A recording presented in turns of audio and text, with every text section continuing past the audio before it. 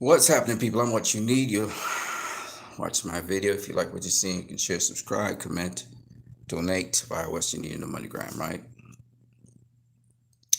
So, I've been hearing people talking about a rematch between Vasily Lomachenko and Teofimo Lopez. I don't understand why there would be a rematch because if they wanted a rematch, they'd have a rematch clause in place, first of all. So I don't think it's a sensible thing at all to have a rematch. People are saying the fight was close in some sort of way. I don't understand how they could say that because that fight was not close. That's my personal opinion. I would like to hear what you think. If you think that a fight like that should have a rematch. I know that the people who were wrong and were rating up Lomachenko, I know that in order for them to come to a reality, they would they want a rematch thinking that Lomachenko could do any better. So I understand where they're coming from. Usually when you hear people say rematch, it's because someone is hinting to them that it could be a rematch, and that person would be Andre Ward. Andre Ward, in this case, is the culprit causing this to happen. Um, I just don't understand Andre Ward's round two score where he gave round two to Lomachenko. This is the thing that I never quite understood. So I can't understand why you want to give a rematch when there's no rematch clause. Fans demand a rematch, and I'm like, why? Lomachenko, has anybody asked him if he wants a rematch? Did Lomachenko ask for a rematch? Why didn't Lomachenko ask for a rematch? Lomachenko didn't ask for a rematch, right? So, and the other thing about Lomachenko that was kind of sad was the way how he kind of just walked away. Was he supposed to walk away? I don't understand. But he just walked away. I didn't see him try to congratulate Teofimo Lopez or whatever. I think he was just kind of discouraged after losing in such a manner, after doing his very best. And I guess that's what hurts him. But at the end of the day, he did his very best. So I don't see why there should be any shame. He pushed himself to the limit. So there's no shame in that. Um, but I found it very interesting that people, instead of congratulating Teofimo Lopez, instead of giving him his just due, they want a rematch. I even heard some people even say it was a robbery. And I'm like, wow. I couldn't believe anybody with two eyes would say something like that. But again, with Mayweather Pacquiao, that came up. So, and the people who I usually see saying this are people who are really definitely not in tune with boxing.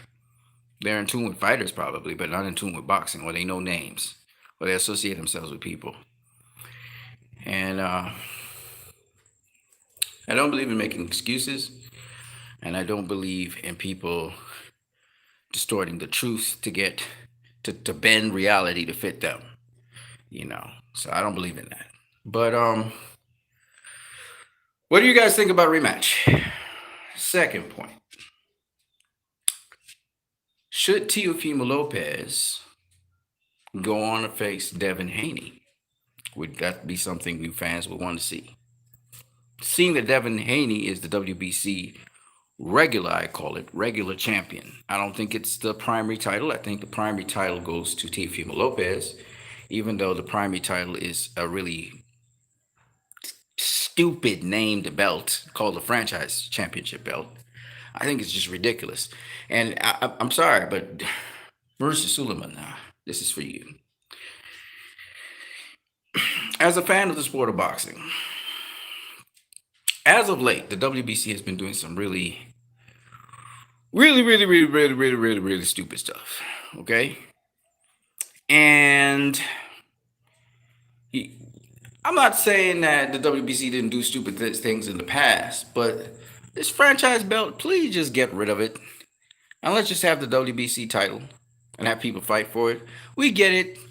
Lomachenko didn't want to face Devin Haney. We get so you gave him the franchise belt. Canelo didn't want to face Jamal Charlo, so you gave him the franchise belt. We get it. But can we just get rid of it? Get rid of the franchise belt, okay? It's a stupid belt that takes away from an undisputed fighter being undisputed. It takes away. It's not add to it. Okay? Undisputed used to be where someone had four belts: the WBC, the WBA, and the IBF, and the WBO. Then the WBA came up with this great idea. Let's have a super champion. So there's the WBA regular and there's the WBA super champion. So guess what? When you're going to face, who you're going to face to become undisputed, you have to face the super champion, not the regular champion. The regular champion is a secondary belt. It's not the real champion. The real champion is the super champion, if there is a super champion. I just wish that the WBC, the WBA, I join with all the fans out there in just getting rid of, reducing the amount of belts in divisions now. It's getting ridiculous. All these belts, all these sanctioning fees for belts, it's ridiculous. And if the WBC and the WBA and the IBF and the WBO continues to go on this line, well, not the IBF. IBF is consistent, even though it's a very recent. The best belt out there that's been very consistent, even though they enforce mandatories like it's out of style, is the IBF. Okay, the WBA has two belts sometimes in the division. Okay, sometimes three: the interim, the regular, and the super champion belt. Stupid. It's stupid. Why are you doing this? Then the WBC, they have the WBC regular, the interim, and now they have the stupid belt called the franchise belt, which serves no damn purpose. And I don't care how much the WBC talks about how, the franchise belt is to get the fights you really want to see and all of that. And look, we produced the Teofimo Lopez versus Vasily Loma, but there's not, the credibility of Undisputed is not there. It's not, there's no credibility in it. Now we have the big old question mark. Is Teofimo Lopez undisputed? Because guess what? He beat the franchise champion, which you said was a designation. You said it wasn't a belt. Now, what I think Teofimo Lopez has gotten from the WBC is the WBC Diamond Belt. And they're fooling him and thinking that he's the WBC champion. That's what the champion gets, a Diamond Belt. But they'll say, oh, yeah, that's franchise champion belt. It's not franchise championship belt. It's the Diamond Belt. It's still not the WBC belt, which is really stupid. Why does Teofimo Lopez have to go now and face Devin Haney to become undisputed? He's supposed to face the guy who was the guy that had the belt. Devin Haney was awarded the belt. Vasily Lomachenko won the belt. Difference. Big difference. And so it's like now we have this duality where even fans right now are arguing over this incident. But anyway, if Teofimo Lopez wants to set that to rest, then all Teofimo Lopez has to do is beat Devin Haney and make it absolute that he's undisputed. So he can go ahead and do that if he wishes. Me personally, it doesn't matter to me, because I thought Lomachenko was the guy anyway. Lomachenko is a WBC champion. Yeah, but here's where it gets ridiculous, okay? He is designated a franchise champion. So yeah, of course he's a WBC champion. But the title, the WBC title or the WBC belt, Teofimo Lopez is not winning that. What he won was a diamond belt, the WBC diamond belt.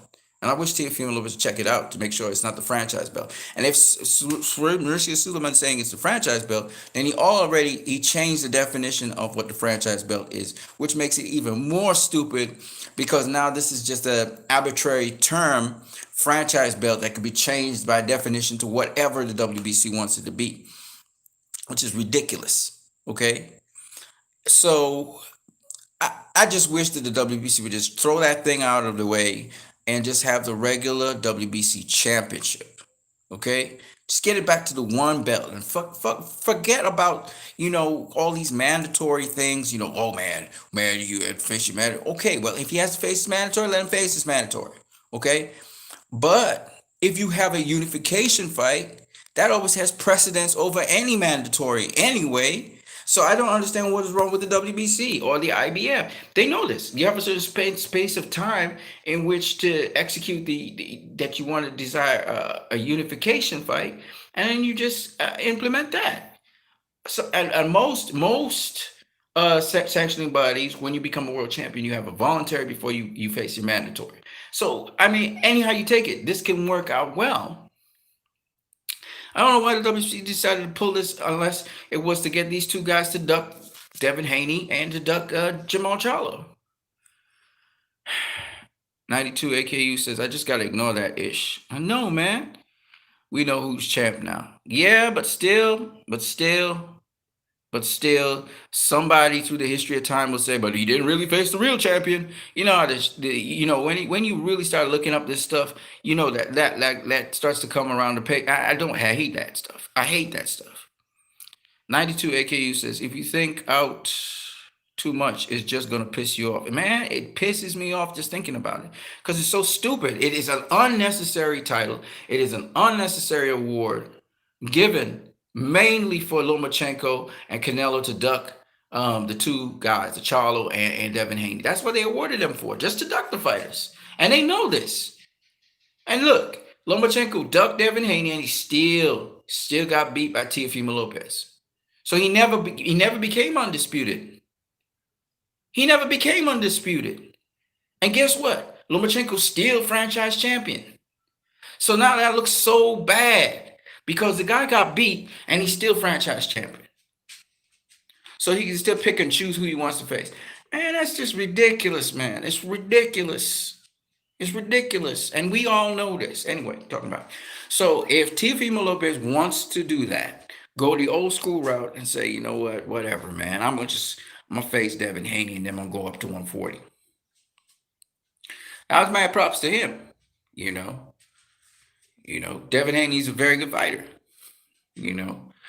But if Teo gives Devin Haney that shot that Devin Haney didn't get with Lomachenko, it shows Teofimo is a bigger guy than Lomachenko was. He'll show he's a bigger guy than Lomachenko. And the thing I got to say about this is another thing I want to say about this. The other thing I want to say about Teofimo Lopez, I mean, they both young guns. I mean, Teofimo Lopez is a young gun stunner. Devin Haney's a young gun. I mean, it would be a good fight. It'd be an entertaining fight. I don't know. See, it's Top Rank, so I don't know how that work out with Top Rank, ESPN, DAZN. I don't know if ESPN and DAZN they work together pretty well. For some fights, Eddie Hearn has worked with Bob Arum and so on. So I don't know how that'll go down, but at the end of the day, I want to see the best versus the best. So if Teofimo Lopez wants to jump up to 140, there's Jose Ramirez up there. There's Just Taylor up there. There's Reggie Prograis up there. Jump up to 140, and do your thing. You know what I'm saying? If he wants to say, you know what, I want to leave no doubt in nobody's mind about undisputed. I'm gonna face Devin Haney, and if I win, then I'm undisputed. You know what I'm saying? I'm undisputed. If he wants to do that, shoot, why not? He got some options. But at the end of the day, people talking about rematching Lomachenko just doesn't make no damn sense to me. It doesn't make no sense to me. That's just my personal opinion. Seeing that I scored the fight 9-3, don't even understand how Andrew Ward could have it a draw, because how can you have round 2 given to Lomachenko? You got to be out of your mind to do that, in my opinion. Lomachenko didn't win any of the first half of the fight, not a single round. He did a little bit of round 7 and round 8 than he did in rounds 1 and 2 and 3. But hell no. I had it 9-3, bro. 92 AKU, I had it 9-3. I didn't even give him round 8. He got 9, 10, and 11. And at the end of 11, Teofimo Lopez was doing his thing. He was putting the heat on him. And in round 12, it was all Teofimo Lopez. There was no real Lomachenko anything in that round. So he took 12 too. So, I mean, I don't understand. I had it 9-3. One judge had it 117, 111. I had that. Okay. The judge that had it the most wide, who had it, I think it was 11 rounds to 1. I think it was Julie Lederman, Harold Lederman's daughter. People giving her flack, and I'm like, you know what? I could see that. I could see that Teofimo Lopez whitewashed him. Loma did more. He was able to tag up Teofimo Lopez in some rounds. Fucking yeah, he was able to do better in some of the rounds. But at the end of the day, you know what I'm saying? At the end of the day, I could see where somebody thought it was a clean sweep. Even Teofimo Lopez thought it was a clean sweep. His father thought it was a clean sweep, you know, because they basically dictated what they wanted to do. Yes, Lomachenko caught him with, a couple of very quick combinations. Once he could get close on the inside, he just throw a host of the punches. They weren't the hardest punches in the world, except for that body shot in 11. But there was some quick punches. He would get a quick set of punches in, and you see Teofimo Lopez's head bobbing back. You wouldn't see his body bobbing back because he protected his body pretty well, And all Teofimo Lopez had to do was bring his guard up a little bit, and he could protect his head. I don't know why he doesn't do that, but those were moments in rounds, and then Lomachenko was kind of walking him down at a certain point in time. Teofimo was backing up and using his reach and range to keep Lomachenko off. So in those moments, because Lomachenko looked like Lomachenko sort of, but how effective he really was in those rounds, even punch stat shows us. Teofimo Lopez actually landed the same amount of punches as Lomachenko in round 8. He had a lower connect percentage because he was throwing more punches. He was more active, right? In round number 9, Vasily Lomachenko did throw more punches, but if you look at the more effective punches, it was Teofimo Lopez. He was hitting him with body shots, and when he hit him with body shots, it arrests Lomachenko's advancement, and then it would turn the tables, and and then Teofimo Lopez would take over. So me personally, I could see how Julie Lederman would look at some of those rounds, which was a to and fro. It wasn't one sided. None of those rounds was one sided. Teofimo was always answering Lomachenko. He's always countering him, just like Lomachenko would catch him with certain shots. But it was a to and fro. You could choose to give it to Lomachenko because he's doing better than what he was doing in the other fight, and he looked more like Lomachenko in those rounds. But to say that Teofimo Lopez, 92 AKU says Teofimo was hurt going into the 12th. No, I disagree with that again. If you remember how the end of the 11th went, Teofimo Lopez was walking down Lomachenko landing body shots. He landed 2 body shots and he landed a headshot, and it was Lomachenko against the ropes at the end of round 11. I disagree with that. I remember it like yesterday. So no, I disagree with that. And in the beginning of the 12th, he was conducting the fight in the 12th, conducting with his jab, and everybody knows he was landing a series of body shots on Lomachenko, and it looked like he was going to get Lomachenko out of there before the referee stopped it because Lomachenko butted him. He butted him and busted his eye. That's why the action was stopped with 10 seconds to go. I remember it like yesterday. So I don't know what you're talking about, bro. Teofimo Lopez, you go back and watch it. Go back and watch it. Go back and watch it. That 12th round was nowhere. Lomachenko had nothing. He was shut out, especially because he expended all that energy. And Teo's game plan was let him throw his shots, let him waste some energy, because I want to suck his energy. I keep on hitting him to the breadbasket. I keep on hitting him to the body. It was a masterful body work display by Teofimo Lopez. He was banging that body. You know what I'm saying? So I disagree with that. 92 AKU says, the fuck is this? Okay, 92 AKU says, sorry about the F bomb. 11 to 1 and 6-6 is crazy. The answer's somewhere in the middle. I'm not saying no. I'm just saying it's an easy case for 11 to 1. The way Andre Ward scored his 6-6, I can't agree with it. There's no way you give Lomachenko round 2. That's so misplaced. That's what I'm saying, right? I'm making a case that Julie Lederman still case because they were actually both throwing punches. They were both throwing punches, so you could say, okay, those are swing rounds. However you see them. But Andrew Ward had no case for round 2 being a round for Lomachenko because he wasn't doing nothing. He was doing nothing offensively. All he was doing was Teofimo was walking him down, throwing the stick on him, throwing the right hand. Yeah, he was falling short with a lot of shots at that time. But the point is, he was the busier guy. He was the guy pushing the action. Lomachenko didn't throw any punches at all, I think, in round two, if any at all. He landed none.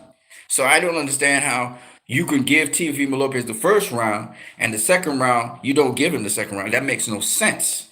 That's why Andre Ward's scorecard of 6-6 just makes no sense. If he said 7-5, that makes sense because if you're saying that Lopez took the first 6 rounds and the 12th round, yeah, okay, 7-5. I could see going from 7-5, right? Lomachenko definitely won the 11th round, even though Teofimo Lopez was walking his ass down at the end of the 11th, right? That's the round where Teofimo Lopez, he hit him with a good body shot, all right? And then the ref stopped it again while that was happening. For some reason, I can't remember what it was, but he stopped it, right? And that's the round where I thought Lomachenko hurt him, right?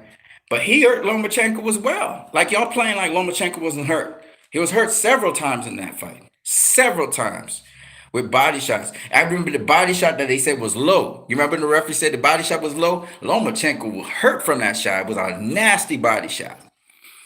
It was low technically speaking because the ref had said where a low shot would be. It wasn't by the belt line, it was by the navel. So he was saying the navel and down. And I think Lomachenko's belt line was a little bit below his navel.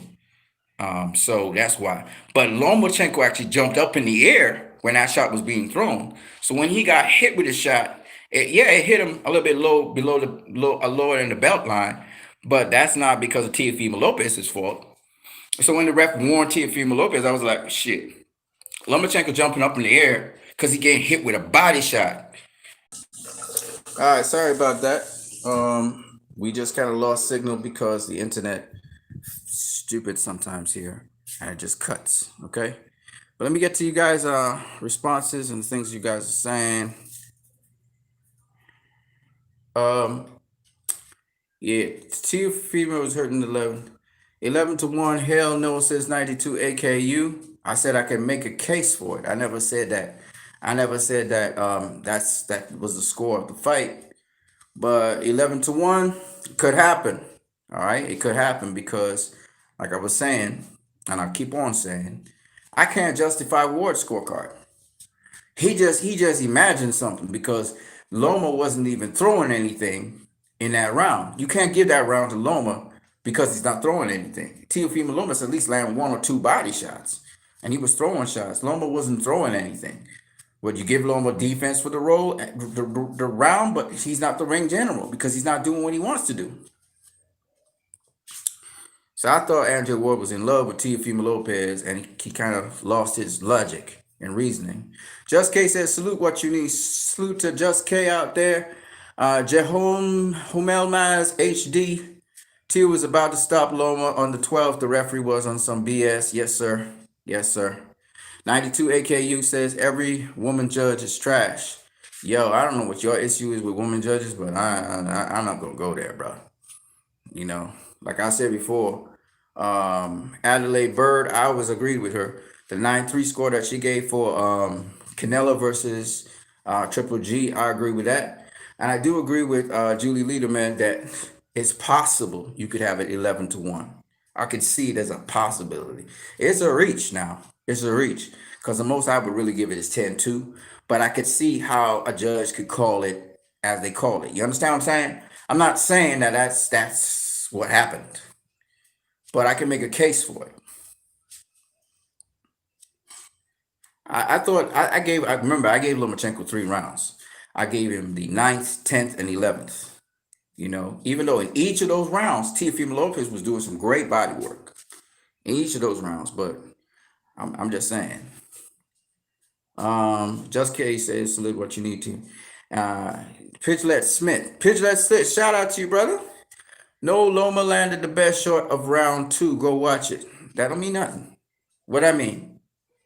Did that change anything? Did that make the fight different? Did it change anything for round 3, 4, 5, 6, 7? No. So telling me he landed the best shot of the round and that's all he did, it doesn't mean anything to me. You understand what I'm saying? You got to have some kind of consistency to make that shot the best shot of the round. Here's what you got to do. To make the shot the best shot of the round, you got to show me that the other guy, he had to make adjustments. He wasn't doing the same thing he was doing for 7 rounds, 8 rounds straight, right? 8 rounds straight. Teofimo Lopez was doing the same thing. So how you can tell me this is the best shot of the round? A single shot? Come on, man. You could do better than that. Just K says 7-5 Lopez. I hear you, brother.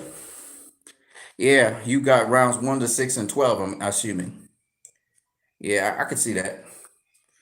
But I thought that Lomachenko did more in 7 and 8, but I don't think he won them. And punch stats support me on that. Um, 8, 9, 10, 9, 10, 11. I gave it to Lomachenko. I thought he was building up his momentum. I thought he was, even though he wasn't landing the more effective punches were at Teofimo Lopez, in my opinion.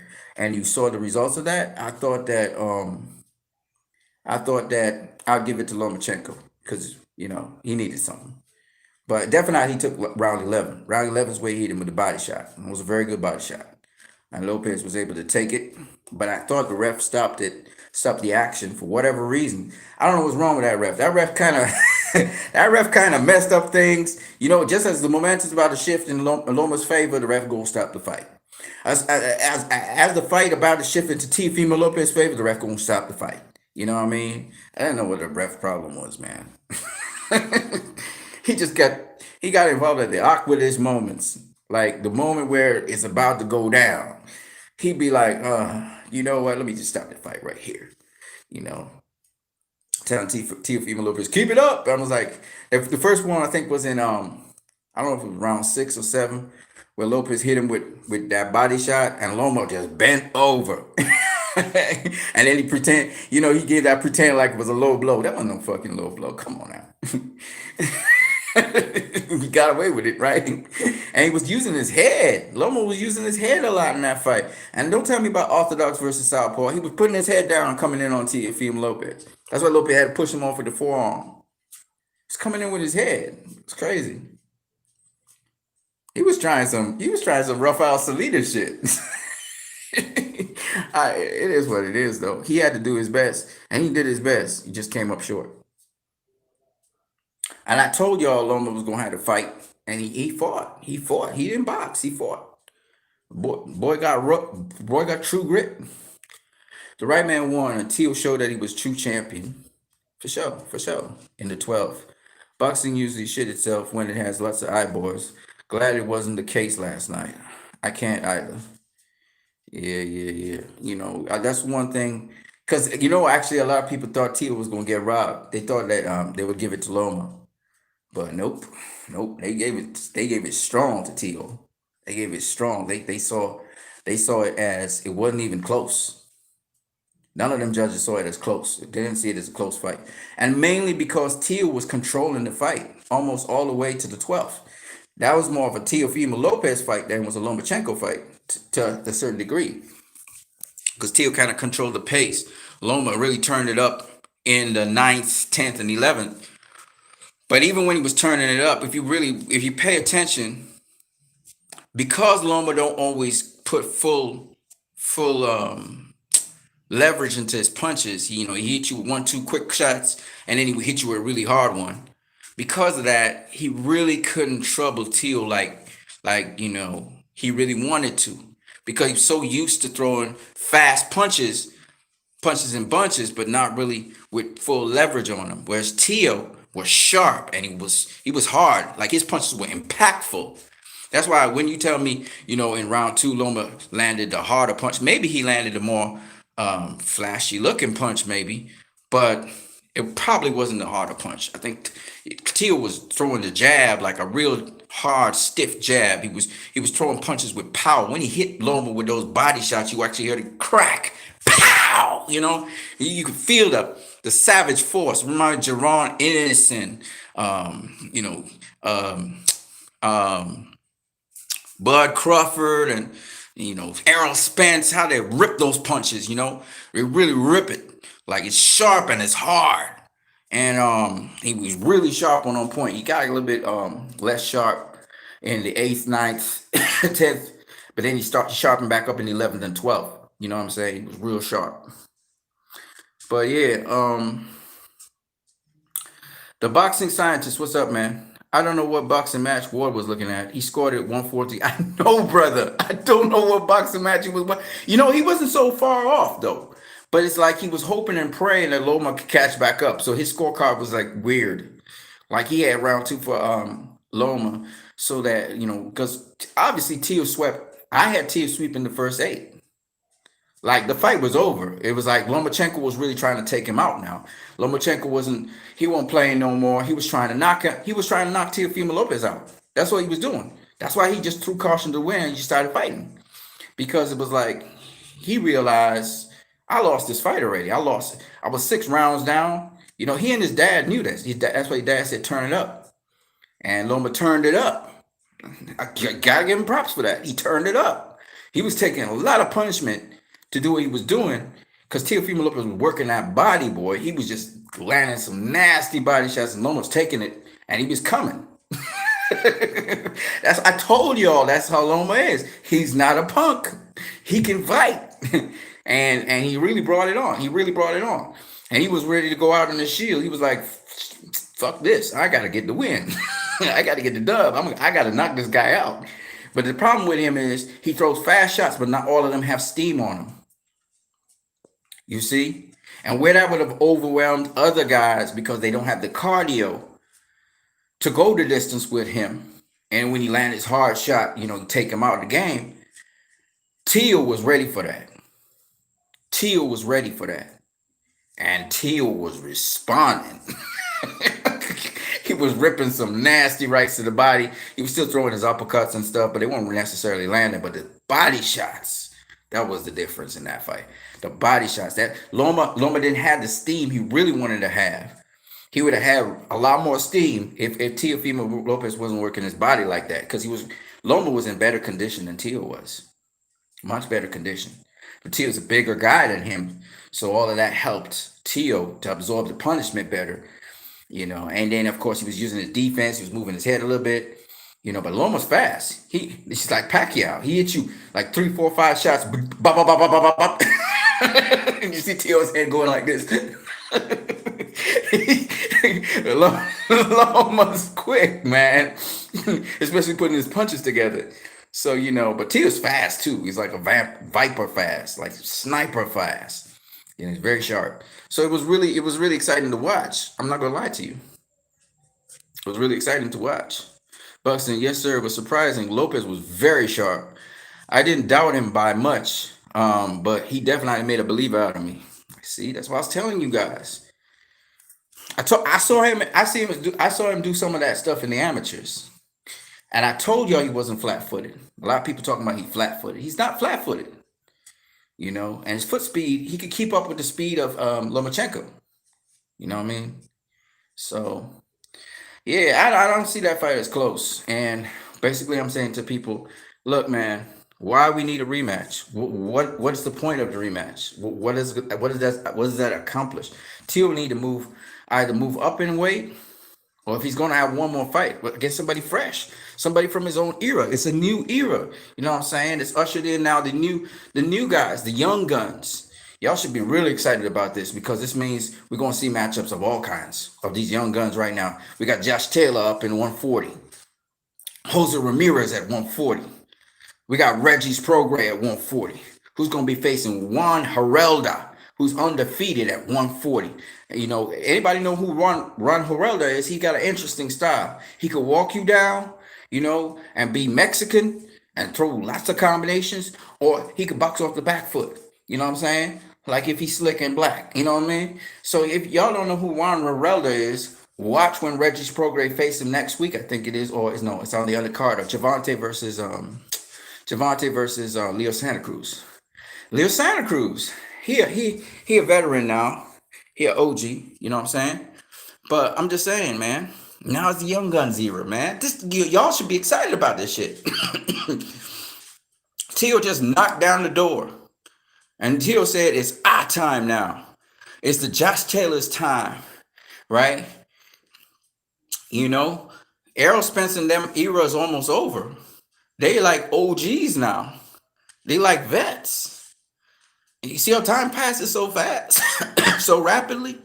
We got new spring champions, man, coming up. And they're going to go all the way up to 154, maybe even 160. We're going to see these cats at, so it's exciting times. And the thing about it is a grap of them. It's not like one, sometimes you end up with like one guy, like, Terrence Crawford and Mikey Garcia. We had Terrence Crawford, Mikey Garcia, right? They were like in the 2004. What am I talking about? I think they came on the scene 2011 or 2014, something like that. 2015, maybe 2016. I can't remember. But that grapple of fighters, whenever they came out, I can't remember. 2004, 2005, whatever. Their schooling, you had like two guys that was standout guys, right? It was Terrence, and then it was like Mikey, right? Now we have like 5, 6, 7 of them, 8 of them, right? We got Jerome Ennis. Don't forget we have Antoine Russell. If y'all haven't seen Antoine Russell, he's a beast, right? We got Virgil Ortiz. Fucking this is a crazy batch of guys we're talking about right now. We got of course Javante, we got Devin, we got Teofimo, we got Shakur, we got Ryan. Okay. Then we also got some other guys that I can't remember their names right now, of that class, of that kind of era of guys. So it's a big pool of guys that we talking about from like 130 all the way up to 147, 154. That's the batch we're talking about. And they're all gonna bounce up each other at some point in time. So that's some crazy talent. I'm not crazy, crazy God gifted, skilled guys we're talking about here. And there's probably more names that are coming along. I think Javante knows about some other guys from the amateurs coming up, and he said they like a whole set of new cats coming on the scene. They're gonna be bad. They're gonna be badass. I mean, we're gonna have a lot of guys and a lot of fights for several. If you want to go 2 decades worth of fights. So it's that kind of batch of people we're talking about, man. It's almost like a superhero kind of thing, and it's going to be very exciting. So I don't understand how people could be like, like they so disappointed that Loma lost to Teofimo. Y'all don't understand. There's superstars coming on the horizon. And Teofimo's leading the way right now.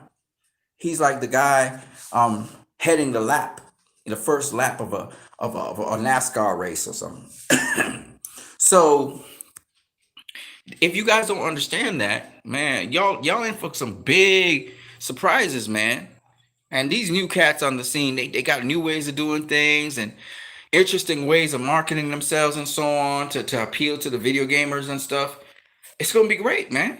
It's gonna be great. I really am saddened that certain people can't catch the vision, because they're so old school and they're so enshrined in their ways. And these new cats are going to bring all kinds of variations to the sport of boxing, very creative things, because they're young, okay, and they're creative, and they're gonna really bring stardom and interest to it. Why does it have to be only one superstars, right? And when you look at it, Sean Porter is just making himself more and more into a star. He's always there. He's always present. You're always seeing him. And that's the key. Just like in UFC, you keep on seeing these guys over and over again, and then you see them in different fights, win, lose, or draw. You're interested and attached to them for their personalities, for all kinds of different reasons. Their fighting styles, and this is what we need in boxing as well. Everybody's always concentrating on certain things. Nothing wrong with being undefeated, but what makes boxing is personality, how you sell yourself, your style, the way how you may fight, or whatever it is that's unique to you. And this is what a lot of people don't get. And now they have branding and packaging, but everybody don't have to do the same thing the same way. So that's what is kind of lacking sometimes from boxing. But these new wave of guys, they can they can make boxing on their own. What I mean by that is, A lot of people don't have imagination, and they don't have personality, and um, they don't put themselves in a position where they're organically what they are, but they are bringing much more interesting things to the table. And that's what these boxers can do now because of their backgrounds and what they're doing. And no matter how committed they are to boxing, we can see other things. And you see the Charlos trying to do that, right? They're trying to show you, let you into their normal lives. But I always tell people, don't try to manufacture things. Like, be organic, be yourself. Keith Thurman was always interesting. He was bringing to the table all kinds of unique things, like playing the flute, reading philosophy, literature, that kind of stuff. And I kind of miss Keith Thurman in the game because of his brash talk and stuff. And that's why I encourage Keith Thurman to continue to be in boxing, continue to love the sport, but also continue to have that personality. That is what makes everybody like Keith Thurman. Win, lose, or draw. Adrian Broner. Adrian Broner brought something to the game. That's why Adrian Broner is so popular. And that's why his name is well recognized, because he brought a brand, a brash brand, much more brash than Floyd, to the table, which made people laugh. He was funny, at least for certain people. Not everybody. Some people took offense to what he was saying, but Adrian Broner, that's what he is. He likes comedy. I call him the fighting clown. That's what Adrian Broner is. You don't take him as very, very seriously. Like, what I mean by that is he's mostly making jokes nonstop. He's always joking. So, but he can fight. And that's what people need to understand. And I think that people didn't appreciate what Adrian Broner was bringing to the table. A lot of people, they didn't understand what he was bringing to the table. That was his personality, that he's a funny guy. He likes to joke around. And for some reason, people took that as offensive. And he does go to the nth. He does go to the nth degree. But people need to understand, he's being funny. He's only trying to be funny. Okay?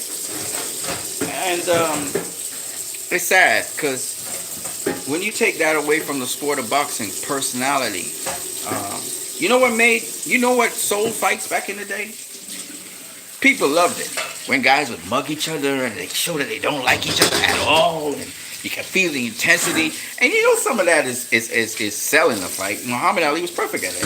Muhammad Ali, he would do all these faces,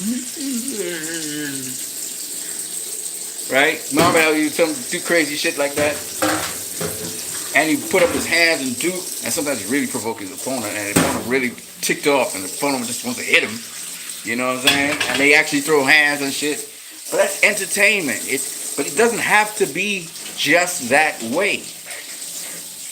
When you have fighters that have personality, they're bringing different sorts of aspects of themselves to the table. And you see it in their fighting style. You see their Manny Pacquiao. Why do you think Manny Pacquiao is so cool? His personality. And his personality translates. He's a bubbly kind of active, hyperactive kind of guy. And he's very positive, and he's always sort of optimistic, and he's always laughing, right? And they always say the happy warrior. He reminds us of the happy warrior, okay? And that's something unique, okay? And that's what sells. Manny Pacquiao, he don't have to jump through hoops and yell and scream and holler like a Muhammad Ali, because he knocks people out, because he got heavy hands. Like Nassim Richardson said, when you can really punch, that's that's what people coming to see. They come to see you punch, right? You don't have to sell nothing else, right? But the guy who's not a puncher, he's not a guy that hit a guy with one punch, get him out of there, right? He got to sell it somehow. He could fight. Guys could fight. Loma can fight. Floyd can fight. But they're not one-hitter quitters. Okay? They're not Shane Mosley. they're not what's this guy name? One punch knockout power. They're not Deontay Wilder, right? And Deontay Wilder, he still talks. He's still outspoken, and in spite of all of that, But one hitter quitters, man. Thomas Hearns. Did Thomas Hearns say much? Thomas Hearns never used to say much shit. Thomas Hearns watch you with a mug. And he's coming for you. And then once he can catch you, once that punch connect,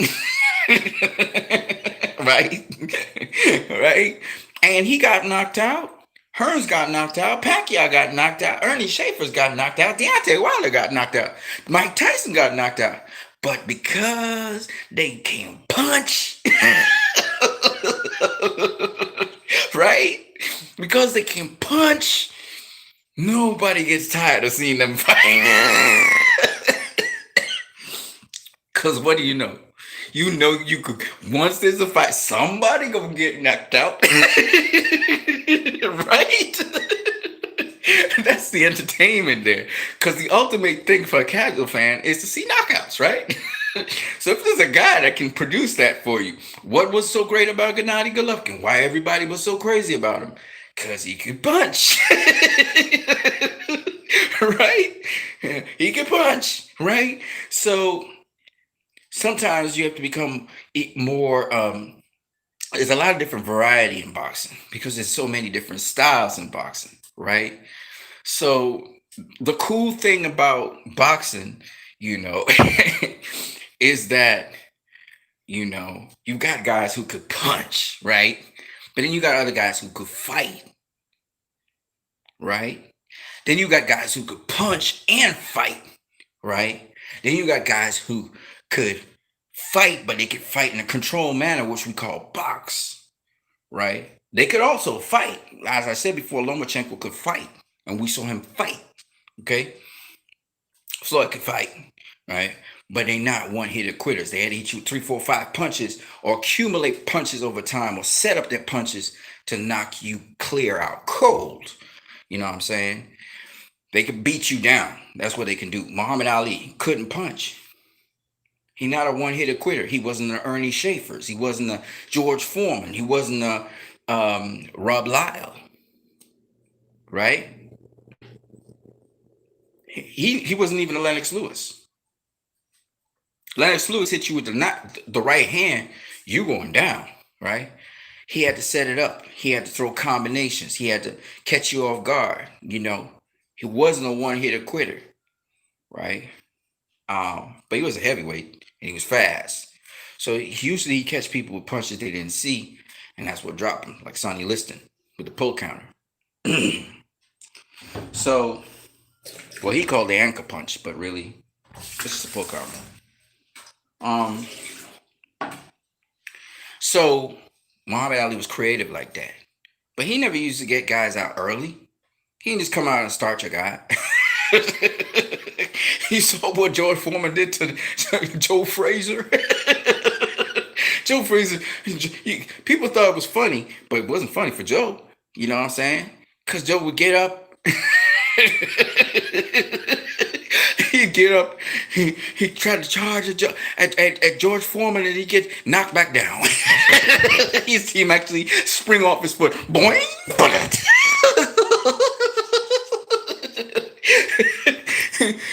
Oh my God, you gotta go watch that. If y'all haven't seen George Foreman versus Joe Frazier, man, that was something. My dude got back up though. He got back up every time. The referee had to stop the fight. Joe wasn't giving up, but he was getting knocked down. Every single time. He took brutal punishment. He had to go to the hospital after. So I'm just saying that to say that, you know, it's entertaining. That's entertaining in and of itself. Right? Right? Tell me if I'm wrong. Seeing a guy get knocked senseless is entertaining. It's weird. It's like watching somebody walking and they suddenly trip and fall on their face. Bap! It's funny. But at the same time, you're wondering, like, did that person recover from that fall? Is that person okay? Right? So in boxing, you know, some guys have to put on persona, and they got to put on tassels and bells. They got to talk mad bunches of junk.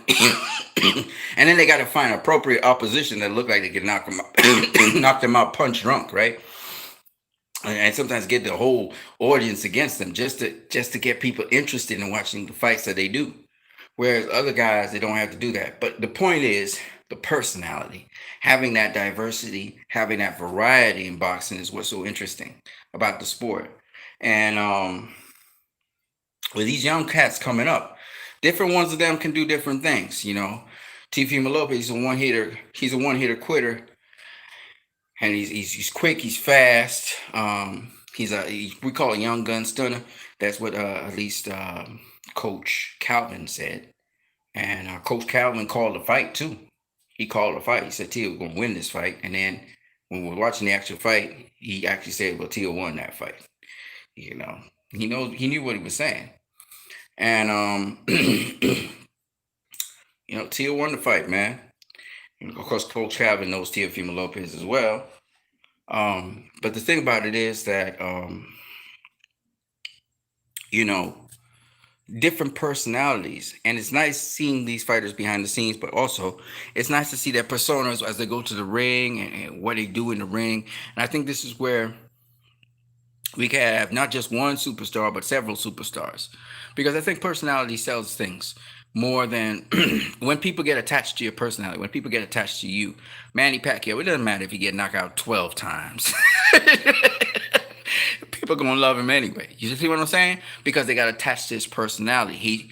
He people align with your personality, or they don't align with your personality, right? And even now, if you think about it, Shane Mosley gets a lot of love because of his personality. Shout out to Box on Son of Fun. Where do you rank Teal pound for pound right now? Somewhere in the top 10. Somewhere in the top 10. He beat a pound for pound fighter, so he's somewhere in the top 10. Yeah. Um, he did a remarkable job, man. Not only did he beat Lomachenko, but he outboxed him. So that's huge. So you got to give him. And then he's undisputed on top of that. You know what I mean? And if you want to call it unofficially undisputed, I would say unofficially undisputed, because technically speaking, he beat the guy who had the WBC belt, but gave it up to become a WBC champion. You know. Oh my, oh my bad. It's Bucks Tons of Fun. Bucks Tons of Fun. Thank you very much, sir. Thank you very much. You know what I mean? Um, but yeah, we have a lot of excitement to see with these young fighters. Hopefully, they bring the excitement to the sport. If you guys don't check out this guy, I think you should. I don't always agree with everything he says, but I don't care, because his goals is the same thing like mine, except I'm approaching it much differently to him. The guy I'm talking about is Showbiz the Adult. Okay, Showbiz the Adult is trying to get people to fall in love with the sport of boxing, and get more people's eyes to the sport, and get it to be like the number one sport that it used to be several years ago in all sports. So hold on, brother. Yeah, so that's where I would like you guys to support his channel. I don't have to go, but usually what he says makes sense, and I agree with a lot of things he says, but it doesn't matter if I agree or disagree. So show him some love. Show also my channel, the channel I always promote and always support and will always support, Master Boxing.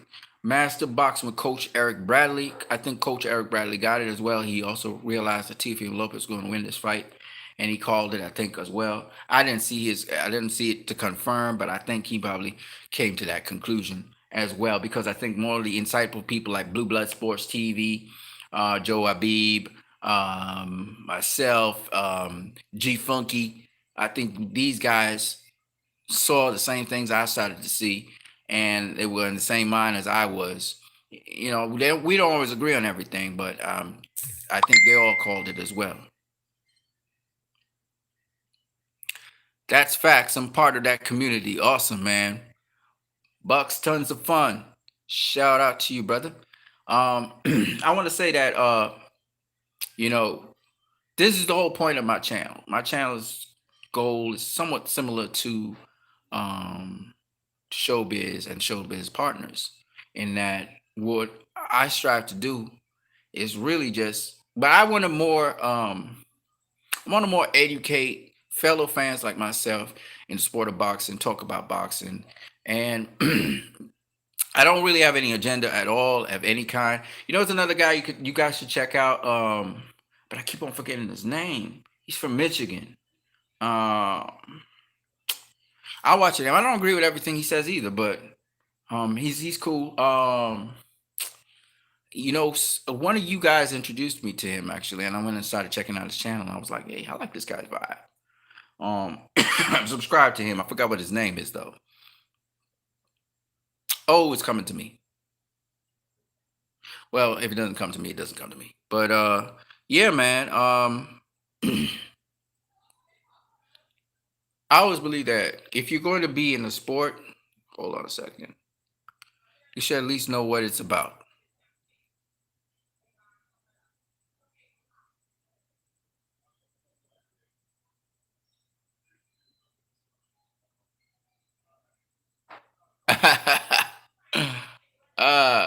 Okay. There's a guy who is gonna play some bets. He's gonna play some bets and some fights. Yeah. So he just I was just corresponding with me.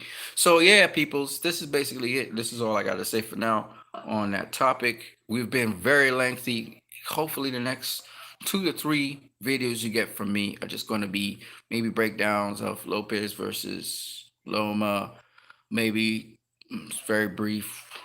Like I'm talking about breakdowns like 30 seconds breakdowns. Like I'm not it's strange. When I make videos, they're very short. But when yeah, man, I'm back. Yeah, I make videos that are very short, but when I'm talking to people, it could be very, it could be extremely lengthy. Like I can be extremely verbose, So it's weird, but if I have to do like a video or something, is or a song or something, it's really, really short. But if I have to explain it or talk to you about it, it could take hours. So I'm glad you guys could bear with me on that because I can be very very verbose at times.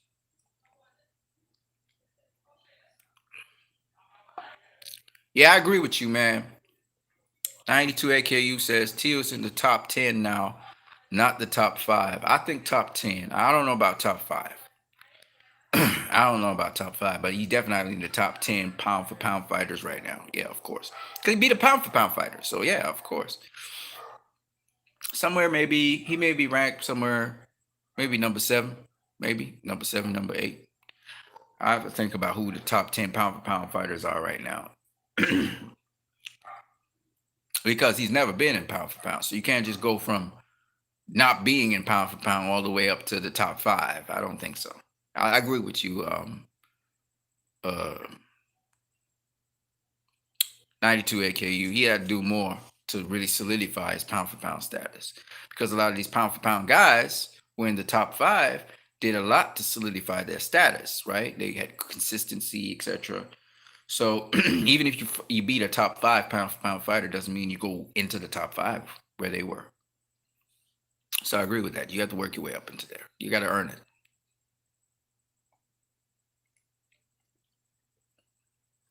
I don't know. Pound for pound is not that big a deal for me. For me, it's about who you face and who you beat. So some people end up top 5 pound for pound, and they really ain't face nobody. They ain't beat nobody, you know, of significant note. You know what I mean? In their division or wherever. So pound for pound is interesting. I mean, we know where it come from, but it doesn't necessarily mean that the people who are there are necessarily deserving of being pound for pound. And some guys, take Triple G for example, never went to another division. You know what I mean? They never went to another division. They never showed that they were pound for pound. They just was in the same division and did well there. And as a result of that, they were considered pound for pound, which is not bad. It doesn't mean you don't have to go to another division, but it's nice. It's a nice case you make when you go to a new division where there's tougher competition. Take for instance, if your division, right, you're facing B level, C level fighters in your division because that's all you got in your division, right? but you're doing a great job with them. You're knocking them out, you're stopping them, whatever. That's great. You end up somehow on the pound for pound list because of that. But like I said, it doesn't really typify who you faced and who you beat, right? But in a division just right above you, there's more challenging competition. But you don't want to jump up to that division. You stay in division. We got the B level and C level fighters, and you just content to just feed off of that. You might end up on the pound for pound list, but what does that mean for me? A lot of guys sometimes they're facing okay to good fighters, right? Most of their career. Not Lomachenko. I'm not talking about Lomachenko. Triple G comes to mind, yes. Triple G comes to mind because Triple G, I mean, he did face Danny Jacobs. He did face Canelo Alvarez. He did face Kell Brook, right? He did face Derevyanchenko. That's four names. I mean, who else? Who else was a former a present world champion when he faced him? Right? Danny Jacobs wasn't a world champion when he faced him, but he was like next in line, right? But he later became a world champion. Canelo was a world champion when he faced him. Lineal champion, that is. And Kell Brook was a world champion when he faced him. Other than that, everybody else is like B level, C level, everybody else is B level, C level. He only got four A level guys. Derevyanchenko, Danny Jacobs, Canelo Alvarez, and Kell Brook. Those are the four A level guys he has in his entire career. You know what I mean? And you know, arguably he lost to three of them.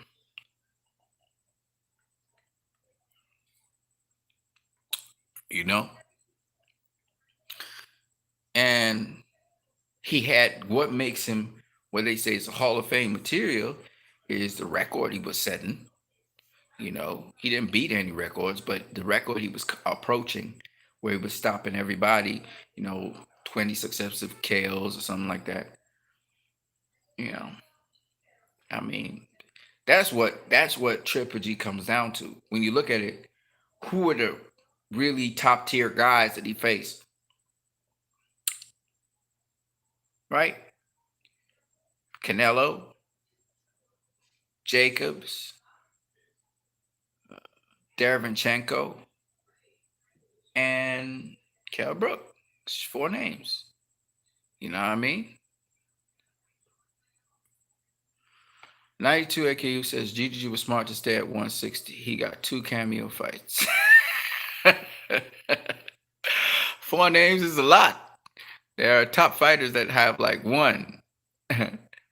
I don't know about that. I mean, okay, let's look at Errol Spence. Errol Spence faced Kell Brook, right? We're only talking about top fighters. He faced Kell Brook,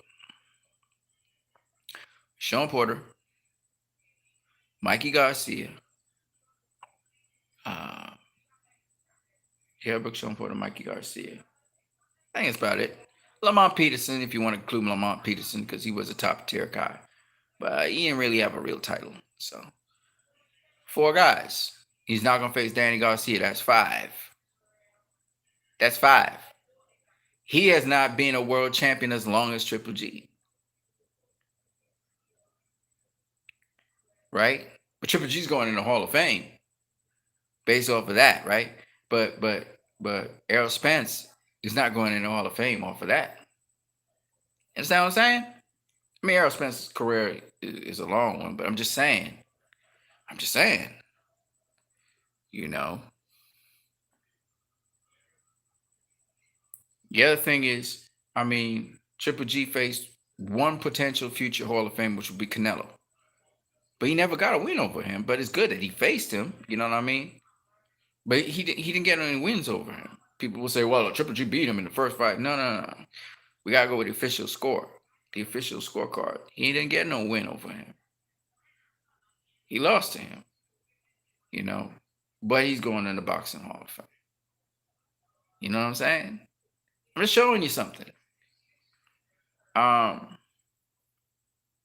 Vasily Lomachenko and Sergey Kovalev, hands down, faced better competition than Triple G in their shorter careers. Lomachenko in his 15 fights has faced Gary Russell Jr., who's A level, Gary Rigan now, who's A level. That's it. But he also faced Jorge Linares, Jose Pedraza, and these were world champions when he faced them, right? Um, Rocky Martinez, these were world champions when he faced them. They might not have been the strongest world champions, but they were world champions. And remember, Jorge Linares was the number one lightweight in the world when Lomachenko faced him. So I mean, Lomachenko's resume is much better than Triple G's. You look at Sergey Kovalev. Sergey Kovalev beat Bernard Hopkins, faced Andre Ward twice. Yeah, he lost to Andre Ward twice, but he faced him twice, right? That's two Hall of Famers right there. He got two Hall of Famers. He beat one, and he lost to the other one, who's going to be future Hall of Famer, possibly next year, right? These guys prove themselves. And then Sergey Kovalev also faced, world champions, guys who were world champions. They weren't necessarily A level, right? They weren't necessarily A level, but you know what I mean? Then he faced Canelo Alvarez. He would have faced one Hall of Famer and two future Hall of Famers. He's faced three. When all is said and done and the desk clears, three Hall of Famers. Okay? I'm just saying. So, those guys got better credentials than I think Triple G. I think they faced stiffer competition than Triple G. Sergey Kovalev was a pound for pound number 2 fighter in the world once upon a time. All right. Lomachenko is a pound for pound. And this is great because these guys had quality. All I'm saying is they're quality guys. You know what I mean?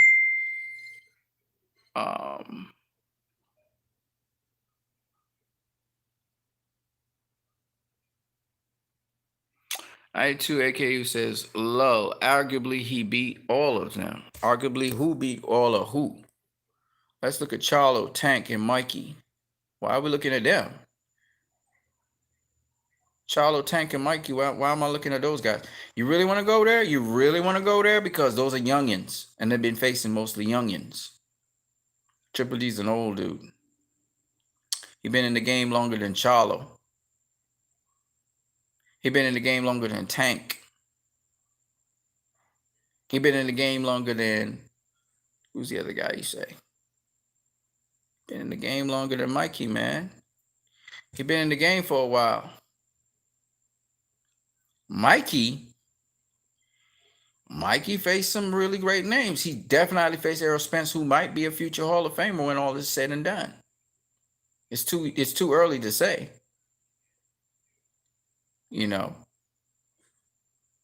Mikey may face Manny Pacquiao next.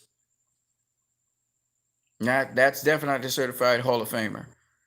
We have to see what Mikey does against him. Mikey's been facing top tier competition, point blank, period.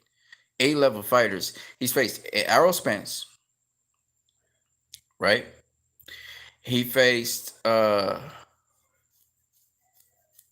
Vargas, not so. Who else did he face? He faced the name and Adrian Broner, but we not okay. He faced Robert Easter. He faced, well, y'all ain't never hear about this guy ever again, but Dejan Zlatican, and then he also faced Sergio Lipinets. Sergio Lipinets recently beat Lamont Peterson, right? And these are all world champions when he faced them. These are not guys who just, they were world champions. You look at Lomachenko, same thing. In fact, I think Mikey faced Rocky Martinez. I think he knocked him out as well. He faced Orlando Salido, but he beat Orlando Salido, where Lomachenko lost to Orlando Salido. Of course, Lomachenko faced it in the second fight, but he lost the line. So I mean, and you look at Mikey Garcia and his resume, and you remember he's going through all these different divisions. Gennady Golovkin's not doing that. So the challenge of facing bigger and bigger guys, you also deal with that. He's not facing that challenge, you know. And Mikey's not facing just B level or C level fighters. He's facing B level, let's say B plus level fighters, right? So I mean, it's just different when you think about it. It's different when you think about it.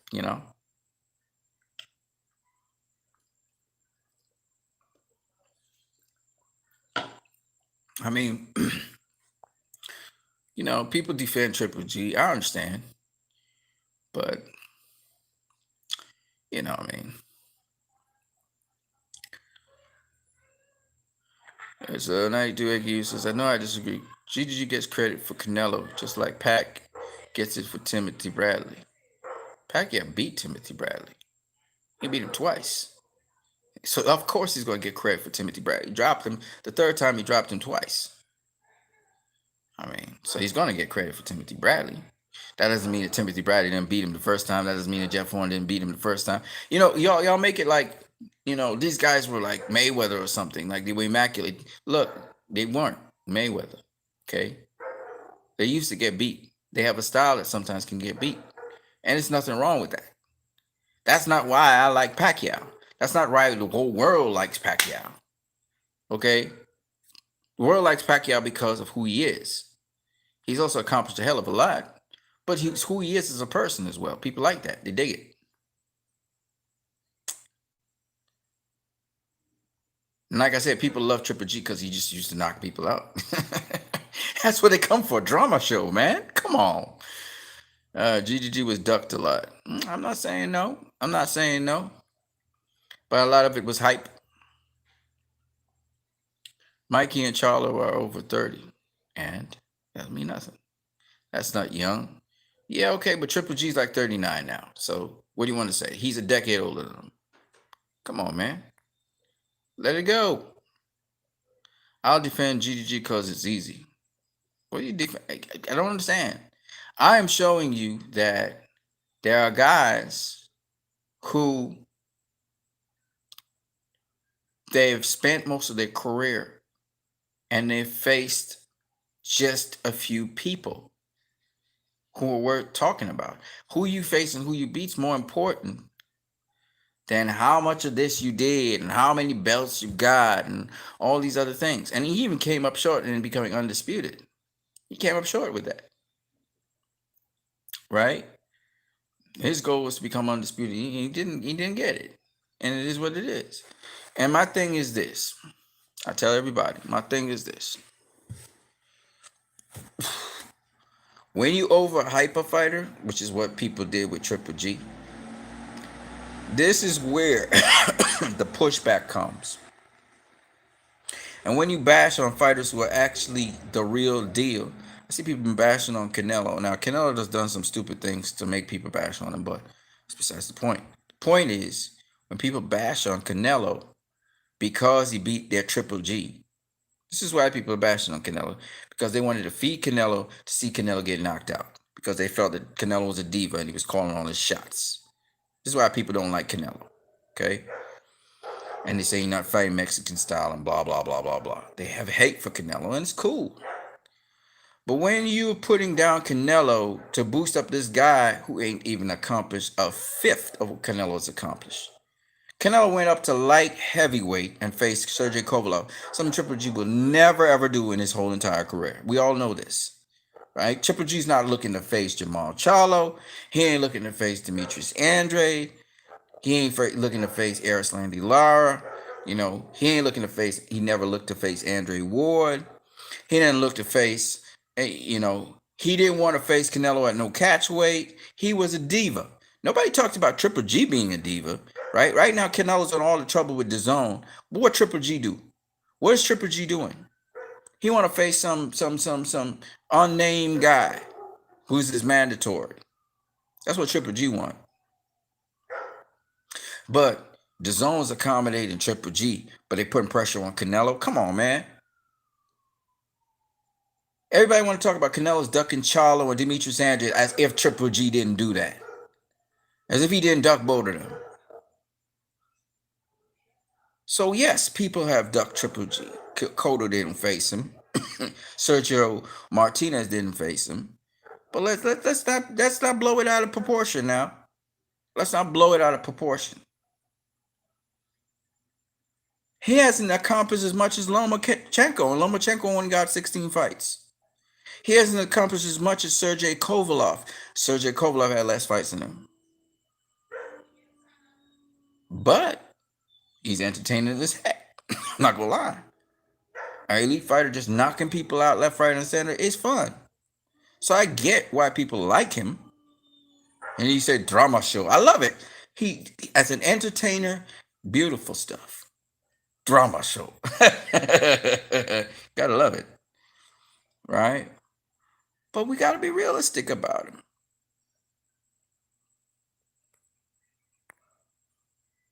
You know? When you talk to who you face, who you beat, it kind of comes up short. That's all I'm saying. He comes up short.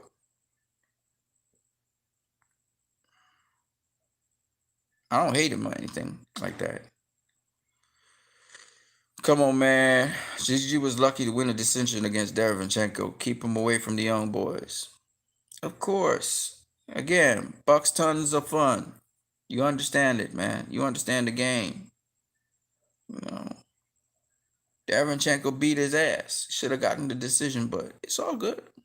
He dropped him, so Triple G was worn out. You saw how messed up his face was after that fight. But I hope that Triple G starts his own promotional company and has boxers under him. I think that's what he wants to do, actually, is become a promoter. So he may have one or two more fights, and then he'll go straight into promotion, which is good for him. I'm so happy for him. You know. 92 AKU says, yeah, because he wants Canelo. He got to go up to 168 if he want Canelo. If he want Canelo, you see, DAZN's trying to pressure Canelo to face Triple G, right? Because they want some of that action. They want some of the subscribers, but you can't pressure Canelo to do anything. You know, you can't pressure a fighter to do what you want to do. Canelo's not that kind of fighter. And y'all can call him diva, y'all can call him whatever you want. But he calls his own shots. That's how it goes. That's how he wants to proceed with things. He's going to call his own shots. Ryan Garcia, same thing. The new breed's going to call their own shots. And who's angry, they can be mad how much they want. They got followers. They got subscribers. They got fans. And they'll just carry their fan base with them wherever they go.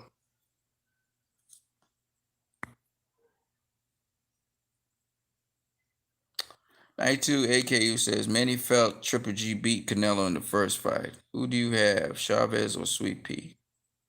Oh, you talking about fights in history? Sweet Pea. Sweet Pea beat, who do you say, Chavez? Robbery of the century, bro. He beat him easy. Easy. 12 rounds. Beat him easy.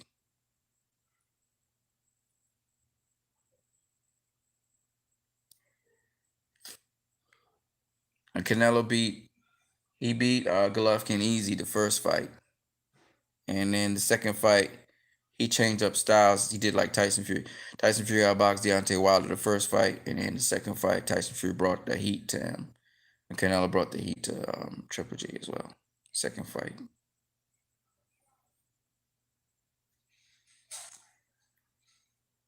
'92 AQ says, that's your opinion on the record, say Chavez. That's your opinion on the record, say Chavez won. I'm not quite sure what you mean by that. Say that again, because I don't understand what you mean. Yeah, my internet just stopped and started again. I don't know what you meant. I didn't understand it. Maybe I read it wrong. Let me try again. That's your opinion on the record. Say Chavez won, but he didn't win. It was a draw.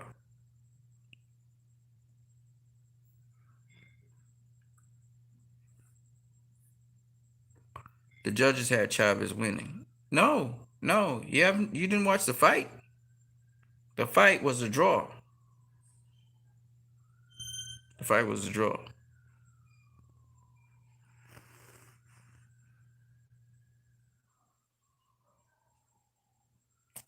Nice. The fight was a draw. So it was a robbery because Purnell, I mean, he outlanded Chavez. You just go watch the punch stats if you want to. It shows a cumulative way in which the guys were fighting or whatever. But just from the punch stats, Chavez outlanded. Whitaker outlanded Chavez. Was more accurate than Chavez. This is just from punch stats. Now, punch stats are not everything. They don't show the hard punches that landed and whatever. But Chavez had a hard time with Whitaker. It was a robbery. That was a real robbery. It's just what it is. I mean, if you think differently, well, you just back it up with facts. Give me something. Give me something.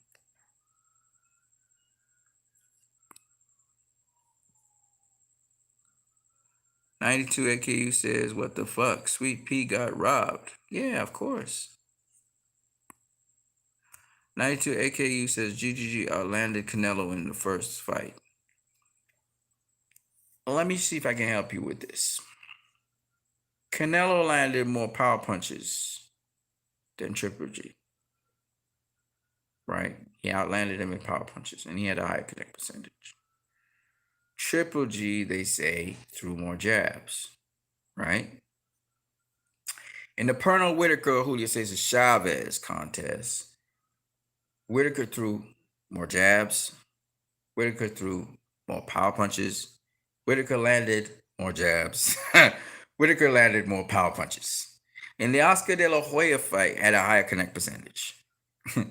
When Whitaker faced Oscar De La Hoya, he threw more than De La Hoya. He landed more than De La Hoya. He had a higher connect percentage than De La Hoya.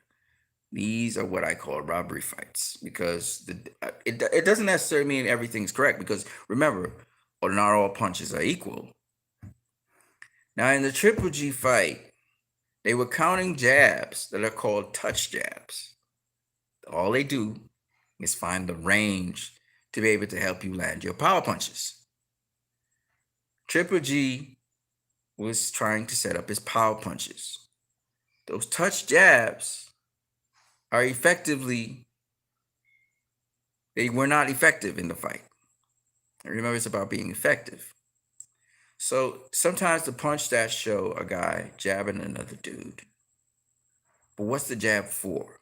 You have to ask yourself. Because remember, you have to interpret the punch stats. It's not just, okay, these are figures and this guy was throwing. That's cool. But you have to look at also trying to recollect what was happening in the fight and what the punch stats represent. So interpreting punch stats are also important, right? Because I'm not saying the punch stats are wrong. I even looked at the controversial Jose Luis Castillo versus Floyd Mayweather fight, the first one, right? And the punch stats show Floyd Mayweather outlanding Jose Luis Castillo for 5 rounds straight, just completely outlanded him, right? Outlanded him, higher connect percentage, blah blah blah blah blah. But after that, he won. He never outlanded Jose Luis Castillo in terms of total punches. However, when you go and you look at jabs, he outlanded Castillo in jabs in certain rounds, and then in certain rounds he outlanded him in power punches.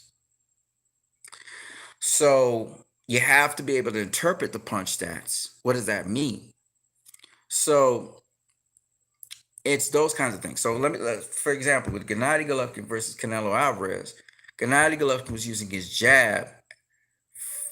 He used several jabs. He used the jab, which was the hard, stiff jab, which will snap your head back, to push back Canelo, right? But he also used touch jabs. Like he got him in the corners and stuff. He used touch jabs to pinpoint where he is so he could throw his hooks, his power punches, right? Get leverage. But what would happen is he would touch Canelo would allow him to touch jab him, so Canelo could find the range at which Golovkin was about to throw his power shots, so he could snap back against the ropes or just roll the punches, ride the punches, etc. That Golovkin will be throwing, so nullifying Golovkin's offense, and that's why Golovkin landed very few power punches in that fight. It was just miserable. But he had a lot of jabs because the punch stats would be counting the touch jabs. He had some nice, powerful, strong jabs. When he hit like in the 12th, when he hit him, I think it was a double jab. It's beautiful. That's after Canelo had landed his flurries on him and knocked Canelo back. Because if Golovkin hits Canelo with the proper jab that he usually hits guys with, he'll knock Canelo back. Canelo wasn't, especially in that first fight, Canelo was nowhere near the size to deal with a Golovkin. Like Golovkin could have manhandled him easy if he could have just found him to touch him. And that's why I don't understand how anybody with half a brain, could give Golovkin that fight. I had it 9-3 just like Adelaide Bird. I just didn't understand. I couldn't understand it. Canelo's a significantly smaller guy, and this guy's hanging with this bigger dude. This bigger dude is hardly touching him. He's hardly hurting him. I mean, if Triple G could get leverage on his shots against Canelo, he would have annihilated him. He would have annihilated him in that first fight.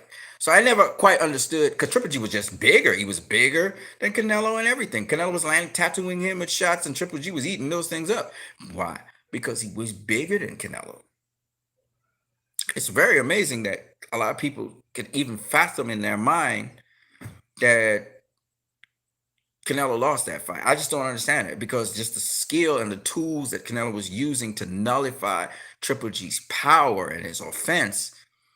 I mean, that's next world. That's like Mayweather like, and that's the thing I never quite understood. How people could say that about because Canelo was significantly smaller than him. He's not strong like Triple G. Triple G's a stronger dude. Canelo was just tattooing him with a lot of shots. He was very quick. He's kind of Danny Jacobs like quick, bah, bah, bah, bah, bah, bah, bah, bah. Hit Triple G with like 6-7 punch combination to his head. Triple G took all of them and said, "Bring it, bring it, bring it," because he's the bigger dude. He was the bigger dude. I never quite understood it. Like I was watching everybody. Canelo's tattooing this guy. I mean, he's really just ripping shots on him. And Triple G's just taking it, like, because he's so much bigger than Canelo, the second fight, Canelo was a little bit bigger, a little bit stronger. And now this smaller guy is walking you down, not taking nothing from you, and he's not backing off. That was just impressive again.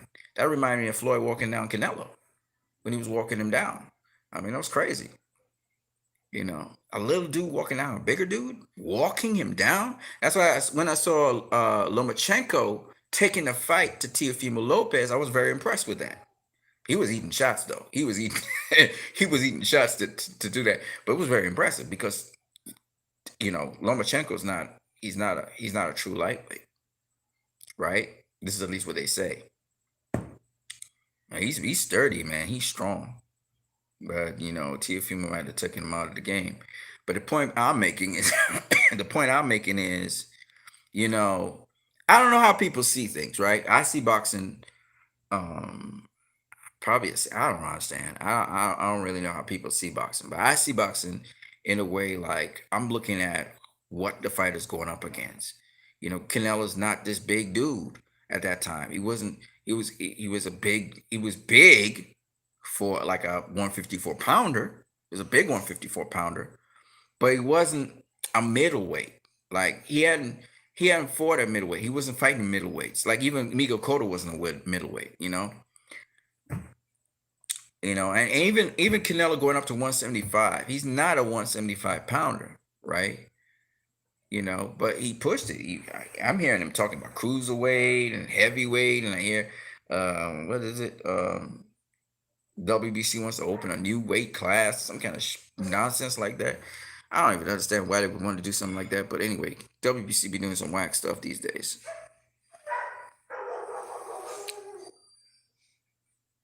I did see Oscar versus Sweet Pea. That's 100% correct. I mean, he even knocked down. I think he knocked down Oscar. I think it was a flash knockdown, but nonetheless, he knocked him down. You know. So I mean, Pernell Whitaker was just that kind of dude. He was that kind of dude. You know, small guy too. He was a small guy. He used to fight always smaller guy fighting bigger guys most of the time in his career. So that was very impressive. You know, but Canelo versus Triple G is one of those things where you have to sit down with people and show them what was really going on round by round. Because Triple G was definitely intensifying his pressure on Canelo, but he wasn't landing anything. He was bringing the pressure. He was bringing a lot of pressure, but he was always a step behind. Canelo was just very composed, taking his time, pot shotting here, pot shotting there, and walking him around the ring. And Triple G just kept on following him around the ring. He wasn't even cutting off the ring properly, you know. And it was just one of those things where, because Canelo's one of those fighters, right? He's a pound for pound fighter, probably arguably pound for pound number one, whatever you want to call him.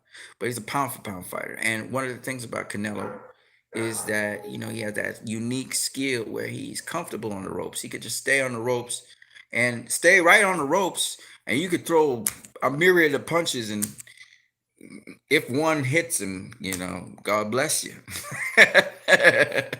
He's one of those fighters that can do that, you know. So, you know, it's very difficult to deal with a Canelo, but can he be beat? Yes, he can. You don't get points for being smaller. No, you don't. Absolutely not. But I'm saying because he's smaller, think about what I'm saying. Because he's smaller, if he was to get punched by Triple G, as Triple G punched Kell Brook, if he was to get punched flush, he would have been annihilated by Triple G. So it's not about getting points for being smaller. I'm saying if Triple G was truly effective, you'd have seen it. You'd have seen it. That's what I'm trying to tell you, because he's so much bigger than Canelo. You see what I'm saying? That's the point I'm making. You saw it with Kell Brook. You saw how he was much bigger than Kell Brook, and you saw it. Kell Brook was a much better fighter than he was. Right? Because it's tattooing Triple G. But Triple G had that superior size, and that's how he broke Kell's orbital bone with a punch. Right? Couldn't do that to Canelo, because Canelo knows how to ride punches, roll with punches. His defense was active. His defense is what kept Canelo in that fight and gave him options. If he didn't have that good a defense, he'd be ending up like Kell Brook, broken orbitals and wrecked body. He'd be on the canvas spitting out blood, because Triple G would have knocked him clear out. Okay, that's what I'm trying to explain to you. This is not a game. This boxing thing is not a game. He went up and first he went up and fought Julio Cesar Chavez, who came down from light heavyweight to prepare himself for Triple G. And he still, if he didn't have defense, he was gonna get destroyed. Cause this dude, he got cement in either of his fists. Triple G got cement in it. But A-level fighters like Danny Jacobs, like Canelo Alvarez, like Derevyanchenko, and mind you, two of those three were actually, when Triple G faced them the first time, middleweights. They were career middleweights, right? So those guys were climatized to middleweight. Canelo was going up to middleweight from 154, I think, was from Liam Smith. He went up to middleweight to face Triple G. He had though faced a guy that was bigger than Triple G in Julio Cesar Chavez Jr. Right? But the point is, he had to get acclimatized to Triple G. And this is a hard hitting, tough as hell middleweight, right? Triple G. So I mean, it's one of those things where skills pay the bills. Skills pay the bills. And in that fight, I just don't think the Triple G won that at all.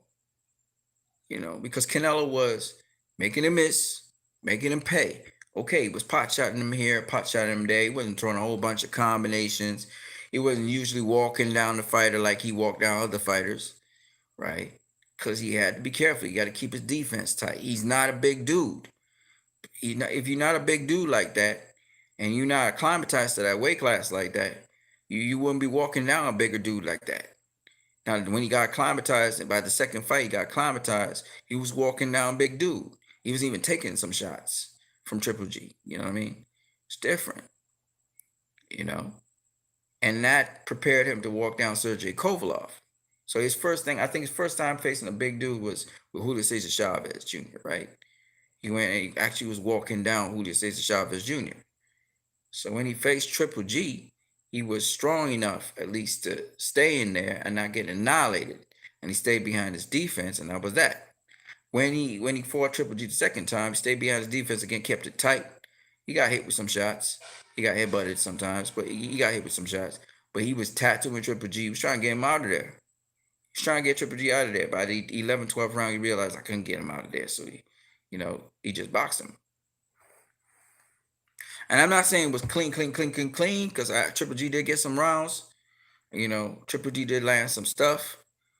But Canelo knew what to do when Triple G landed. He'd clinch him up. You know what I mean? He would lock him up.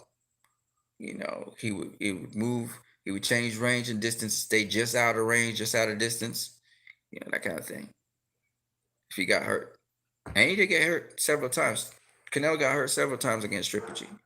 Triple G got hurt several times against Canelo. We all know body shots were the thing. You know what I mean? But at the end of the day, I can't give Triple G the first fight. I just can't. They gave it a draw, and I was like, man, that's a robbery to Canelo, man. It's a robbery to Canelo. And then they said Adelaide Bird scored or White scored. I'm like, I got boxing to do. I never quite understood it, but it is what it is.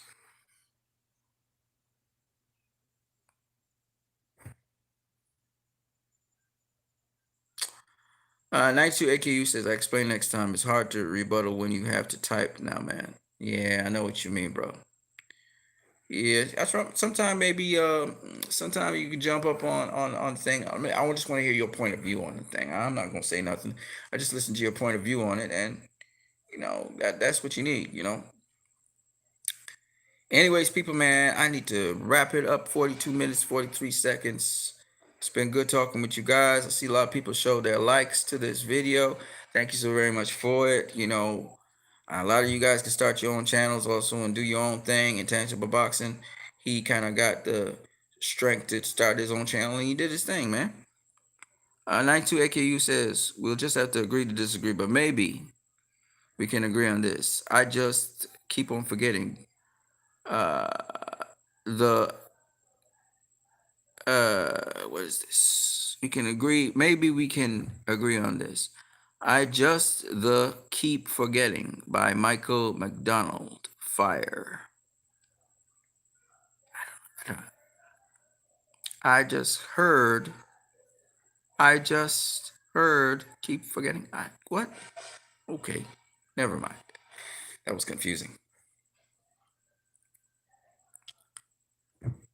Who's Michael McDonald? It's Pure Fire? Well, all right. Yeah, peoples, I'm out of here. I'm what you need in the building. It was nice talking to you guys, man. As always, it's good to see people passionate about boxing. That's a very good thing to start with. We don't have to agree on everything. We don't have to agree on everything. You know what I mean? Once you understand your boxing and you understand how boxing goes, and again, um, you know, it's all about enriching each other and the fans, the casual fans particularly, so they're attracted to the sport eventually through you guys talking about it. But you need to educate them on it, because sometimes people feel, the first thing they think of is knockouts, and oh, this is gonna be a great fight. That means we're gonna see them throw hands and throw hands, and you have to explain to people sometimes that fights don't always happen where people are throwing hands. you know and you have to understand what one fighter is doing to the other fighter. You know, And so explaining that to people can help people appreciate the sport a lot more. Because I think sometimes people just don't understand what's going on. They're like, this guy didn't show up, man. Why ain't he not throwing hands? And be like, well, the other guy's keeping him from throwing hands.